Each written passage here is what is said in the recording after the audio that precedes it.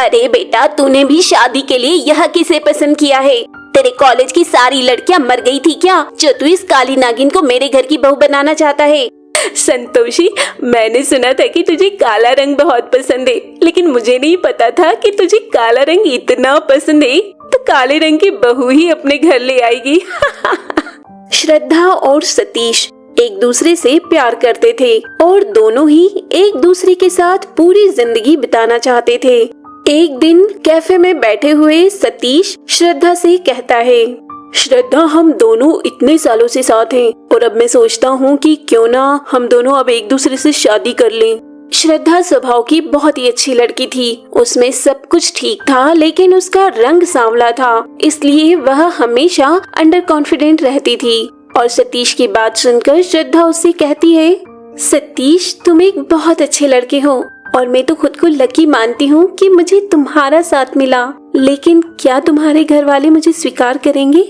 हाँ, बिल्कुल एक्सेप्ट करेंगे, और करेंगे भी क्यों नहीं, तुम हो भी तो इतनी अच्छी। मेरा मतलब है कि उन्हें मेरे इस काले रंग से कोई दिक्कत तो नहीं होगी? अरे तुम फिक्र मत करो, मैं उन्हें मना लूंगा। वैसे भी तुम्हारे साथ जिंदगी तो मुझे बितानी है ना। ऐसा सोचकर सतीश एक दिन अपने घर में श्रद्धा से शादी की बात करता है। माँ, मुझे एक लड़की पसंद है, उसका नाम श्रद्धा है और मैं उसी से शादी करना चाहता हूँ। यह तो बहुत ही अच्छी बात है बेटा, मैं तो चाहती हूँ कि तू जल्द से जल्द अपना घर बसा ले। अगले दिन सतीश और उसकी माँ शादी का रिश्ता लेकर श्रद्धा के घर में जाते हैं। आइए आइए बहन जी, बहुत बहुत स्वागत है आपका। जी, बहुत धन्यवाद आपका। बताइए क्या लेंगे आप लोग, चाय, कॉफी या कुछ और? आप वो सब छोड़िए बहन जी, और मुझे तो मेरी होने वाली बहू से मिला दीजिए बस। इसके बाद रेशमा अपनी बेटी श्रद्धा को आवाज लगाकर बाहर बुलाती है। बेटी श्रद्धा, मेहमानों के लिए चाय ले आओ। श्रद्धा जब चाय लेकर बाहर निकलती है तो उसे देखकर सतीश की माँ श्रद्धा का काला रंग देखकर अपनी जगह से उठ खड़ी होती है और सतीश की ओर देखकर कहती है, अरे बेटा, तूने भी शादी के लिए यह किसे पसंद किया है? तेरे कॉलेज की सारी लड़कियां मर गई थी क्या, जो तू इस काली नागिन को मेरे घर की बहू बनाना चाहता है? संतोषी की बात सुनकर श्रद्धा और उसकी माँ को बहुत ही बुरा लगता है और अपनी माँ को रोकते हुए सतीश कहता है कि माँ, आप यह कैसी बातें कर रही हैं? आप श्रद्धा को जानती नहीं है, ये बहुत ही अच्छी लड़की है। अरे वो जो भी हो, है तो काली ना। कल को अगर यह मेरे घर आ गई तो लोग कितनी तरह की बातें बनाएंगे। संतोषी की बात श्रद्धा की माँ को बहुत बुरी लगती है, इसलिए वह अपनी बेटी का पक्ष लेते हुए कहती है, सुनिए बहन जी, मेरी बेटी का तो सिर्फ रंग ही काला है, लेकिन आप जिस तरह की बातें कर रही हैं, मुझे तो आपकी जुबान और दिल दोनों ही काले लगते हैं।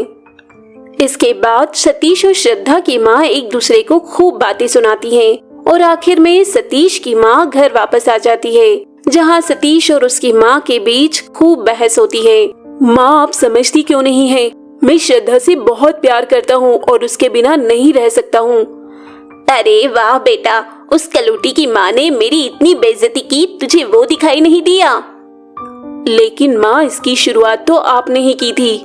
मैं कुछ नहीं जानती, वो कलूटी लड़की मेरे घर की बहू नहीं बनेगी, मतलब नहीं बनेगी।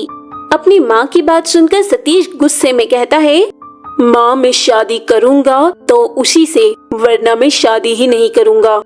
बहुत दिनों तक मनाने के बाद आखिरकार सतीश की माँ ना चाहते हुए भी उसकी शादी के लिए मान जाती है और श्रद्धा सतीश से शादी करके उसके घर आ जाती है। लेकिन सतीश की माँ श्रद्धा को बिल्कुल पसंद नहीं करती थी और उसे परेशान करने के लिए रोज कुछ न कुछ करती रहती थी।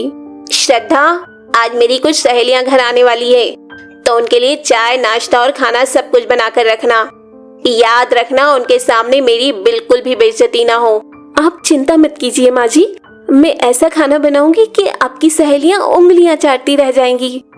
संतोषी मन ही मन सोचती है कि तुझे तो आज शाम को पता चलेगा, जब मैं अपनी सहेलियों के सामने तेरी बेइज्जती करूंगी। शाम को जब संतोषी की सहेलियां उसके घर आती है तो सभी लोग संतोषी से कहती हैं कि अरे ओ संतोषी, अपनी नई बहू का चेहरा तो दिखा दे, कब तक छुपा के रखेगी सबसे? वैसे उसमें देखने लायक तो कुछ नहीं है, लेकिन तुम लोगों को देखना है इसलिए बुला देती हूँ। अरे बहू, बाहर आओ, मेहमान तुम्हारी खूबसूरती को देखना चाहते हैं। श्रद्धा सबके लिए चाय लेकर किचन से बाहर आती है, लेकिन श्रद्धा का काला रंग देखकर संतोषी की सभी सहेलियां उसका मजाक उड़ाने लगती हैं।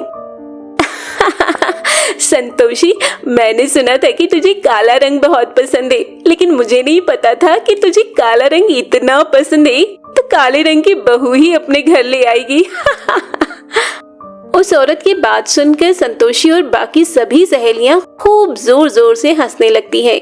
श्रद्धा को ये सब बहुत बुरा लगता है, इसलिए वह संतोषी की सहेली से कहती है, लीजिए आंटी, आप यह चाय पीजिए। वैसे आप काले लोगों के हाथों की चाय तो पी ही लेती होंगी ना, या आपको उसमें भी कोई दिक्कत है? श्रद्धा की बात सुनकर वहाँ बैठी सभी औरतों का मुंह बंद हो जाता है और संतोषी की सहेली संतोषी से कहती है, लगता है संतोषी, तूने अपनी बहू को कुछ सिखाया नहीं है, इसीलिए 4 लोगों के सामने अभी से मुंह चलाने लग गई है। अगर यही हरकतें रही तो बहुत ही जल्द तेरी वृद्धाश्रम जाने के दिन आ जाएंगे। सुन लिया श्रद्धा, करवा दी मेरी बेइज्जती, अब चुपचाप किचन में वापस चली जा। लेकिन माँ जी, आपकी सहेलियों को भी मेरे बारे में ऐसा नहीं बोलना चाहिए। मैं काली हुई तो क्या हुआ, कम से कम इन लोगों जैसी बेदिल तो नहीं हूँ। ऐसा कहकर श्रद्धा किचन में चली जाती है और संतोषी को भी खुद में बहुत बेइज्जती महसूस होती है और बाकी की रही सही कसर उसकी सहेलियां अपनी बातों से पूरी कर देती है। शाम को जब सतीश घर वापस आता है तो श्रद्धा उसे आज की पूरी बात बताती है, जिसे सुनकर सतीश कहता है, श्रद्धा, मेरी माँ दिल की बुरी नहीं है, बस उनकी सहेलियों के सामने तुम्हें उनसे बहस नहीं करनी चाहिए थी। लेकिन कोई बात नहीं, मैं जाकर माँ से बात करता हूँ। इसके बाद सतीश अपनी माँ को समझाने के लिए जाता है, लेकिन उसकी माँ उल्टा उसे ही डांटने लगती है। अरे वाह बेटा, उस काली लड़की को घर आए 2 दिन हुए नहीं कि तू अभी से उसका पक्ष लेने लगा। सतीश अपनी माँ को समझाने की बहुत कोशिश करता है, लेकिन उसकी माँ उसकी बात मानने को जरा भी तैयार नहीं होती है। श्रद्धा, तूने मेरे साथ बहुत गलत किया है, मैं तुझे जिंदा नहीं छोड़ूंगी। अब तू देख मैं तेरे साथ क्या करती हूँ।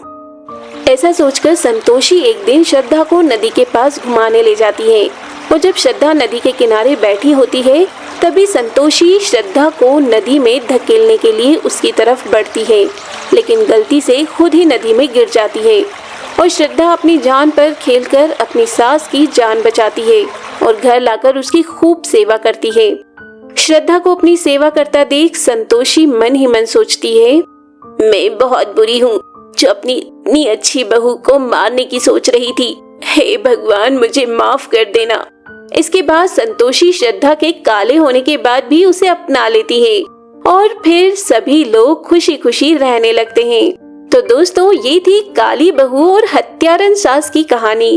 अगर ये कहानी आपको अच्छी लगी हो तो वीडियो को लाइक कर चैनल को सब्सक्राइब जरूर करें, साथ ही अपने दोस्तों को भी शेयर करें ताकि वो भी इसका आनंद ले पाएं। धन्यवाद।